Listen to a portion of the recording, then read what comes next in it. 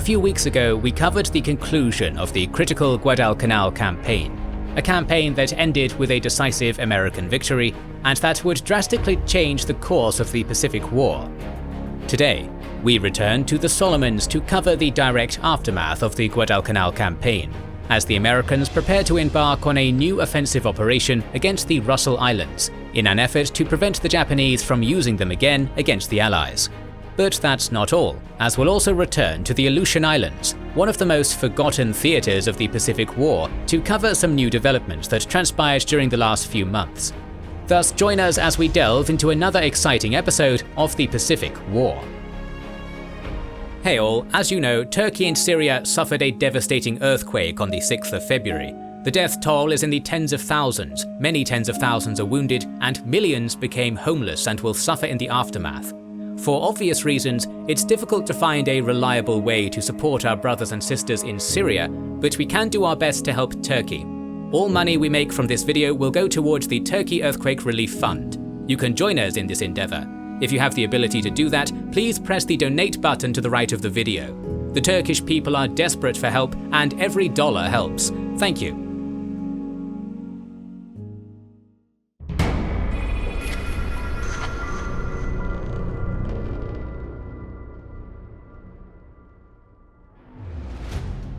With fierce and very important land, naval and air engagements happening all over the South Pacific, from the Solomon Islands to the New Guinean mainland, from the coasts of Australia to the depths of the Coral Sea, we admit that our coverage of the last few months has been mainly dedicated to that theatre. Thus, we've been neglecting the usually forgotten North Pacific theatre for a while now. But today we'll return to the Aleutian Islands for our coverage of the defense of Alaska and the increase in American initiative that would lead to one of the most costly man-for-man battles of the Pacific War. As we last saw, the Americans had landed at Adak back on August 30th, 1942, building there a new airfield from which they could be closer to the enemy bases, and the Japanese had also reoccupied Attu Island by the end of October, confident that the Americans were not able to construct an airstrip on the neighbouring island of Amchitka.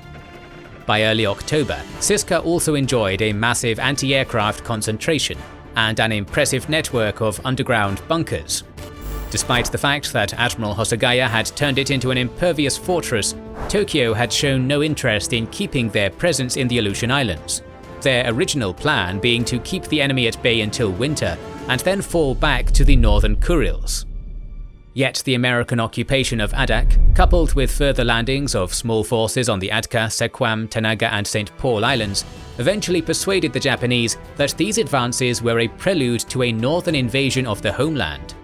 As a result, the Japanese decided not to abandon the Aleutians for the winter, and on November 1st, the Japanese Empire finally published a joint plan to strengthen the defences of Kiska and Attu by February 1943. As well as to establish a seaplane base at the currently unoccupied island of Shemya. Meanwhile, Admiral Nimitz had decided to occupy Amchitka and construct a new airfield on the island. Contrary to the Japanese reports, the Alaska Scouts had determined that Amchitka was long, narrow and flat, except for the inevitable volcano at one end. And as Nimitz was confident that his American engineers could make an operating airbase out of any flat space overnight, the occupation of Amchitka, codenamed Operation Longview, was rapidly authorized. On November 7th, the Japanese reoccupation of Attu was also discovered by the Americans, so General Butler immediately started to send missions against the island.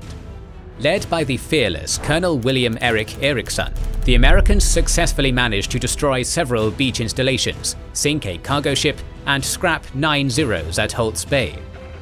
On November 23rd, the first Shemya convoy at last departed Paramushiro, carrying 1,100 troops of the 303rd Independent Battalion and escorted by a small fleet under Admiral Hosagaya.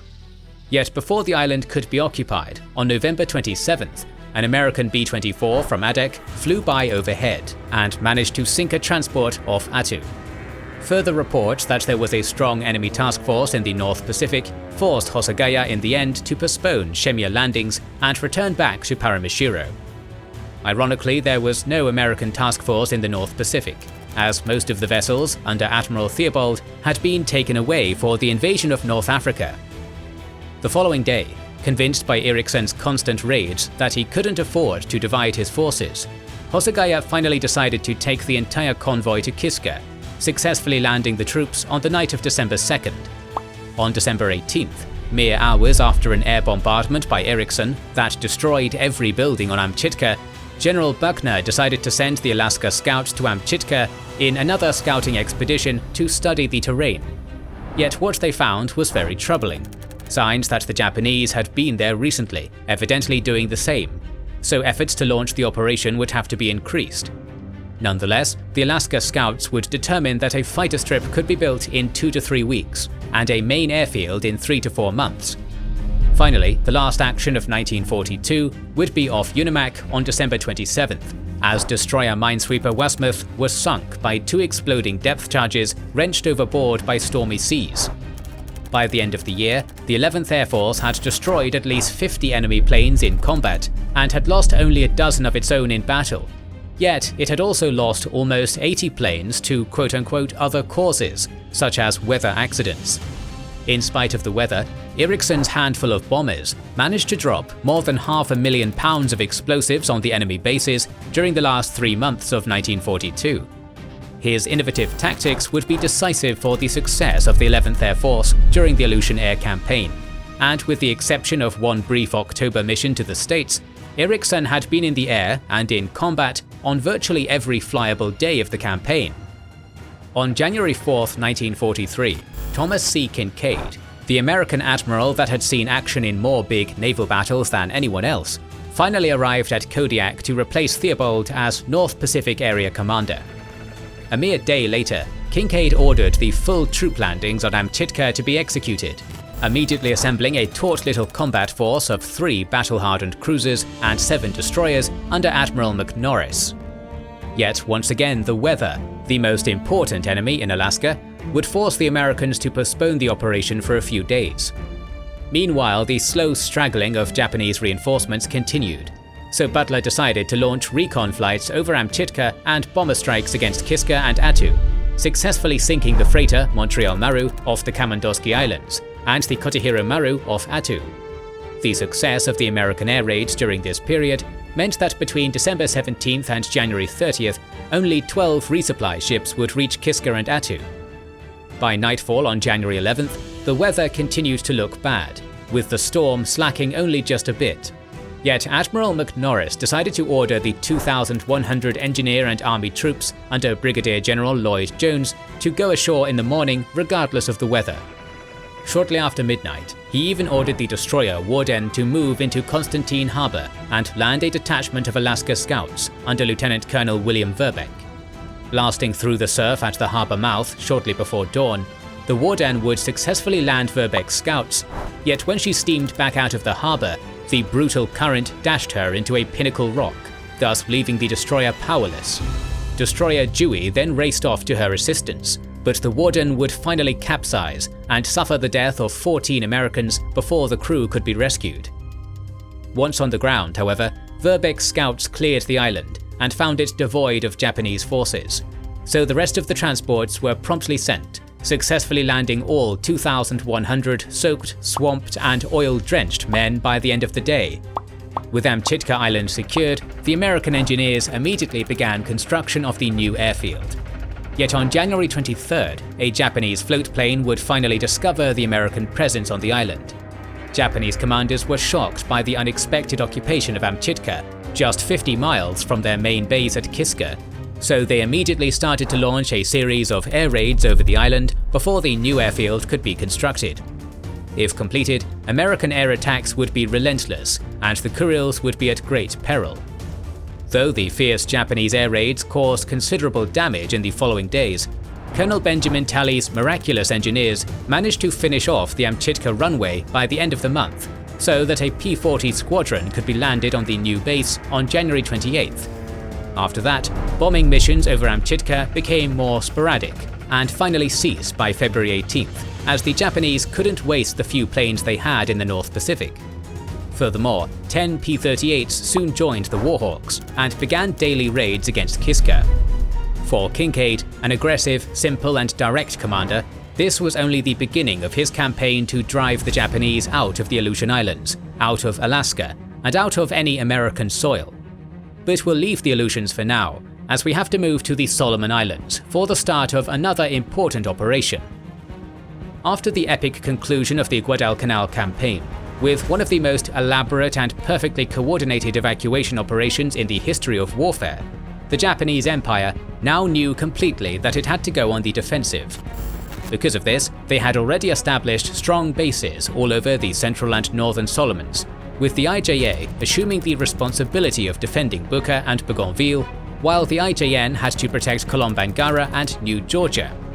Furthermore, efforts to reinforce these places were already underway. Yet the Japanese presence on the island of New Georgia also posed a serious threat to future American operations in the South Pacific. As such, Admirals Nimitz and Halsey immediately began planning their next moves in the South Pacific, intending to counter the Japanese infiltration down the Solomons. In January, they wished to attack the main enemy base at Munda, yet they lacked the forces for such an undertaking. However, the occupation of the Russell Islands to the southeast, codenamed Operation Clean Slate, seemed very feasible in comparison, thus preventing their use by the enemy to ship more troops into Guadalcanal and securing another air and naval base that could be used as a staging area to support the invasion of New Georgia. For Nimitz and Halsey, this was to be the first step in the conquest of the central and northern Solomon Islands for the final isolation of the Japanese stronghold at Rabaul. On January 29th, as Halsey received permission from Nimitz to proceed with the occupation, the Americans planned to embark an infantry battalion and anti-aircraft units from Guadalcanal into 2 destroyers to occupy the Russells. Yet the Japanese quickly beat them to it, landing an estimated 400 troops on the island for what the Allied commanders didn't know was the final evacuation of Guadalcanal.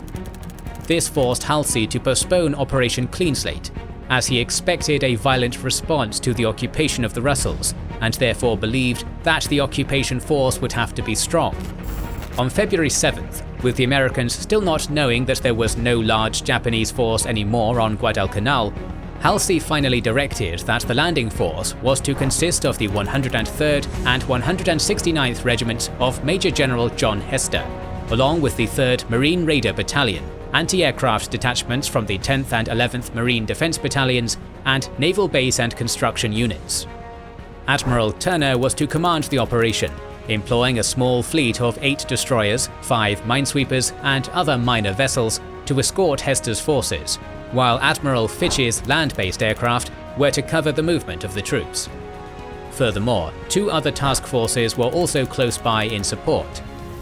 Unbeknownst to the Americans, however, the last Japanese troops withdrew from the Russells by February 10th, as Operation KE had been successfully carried out. Over the next 10 days, reconnaissance of the islands found some hastily abandoned equipment, but no presence of the enemy. Still, despite the reports of the Japanese withdrawal, Halsey decided to carry out Operation Clean Slate as planned, as he feared that the enemy might suddenly decide to reinforce the islands. By February 17th, Hester's forces had moved from Noumea to Collie Point, only suffering an unsuccessful attack by Japanese bombers.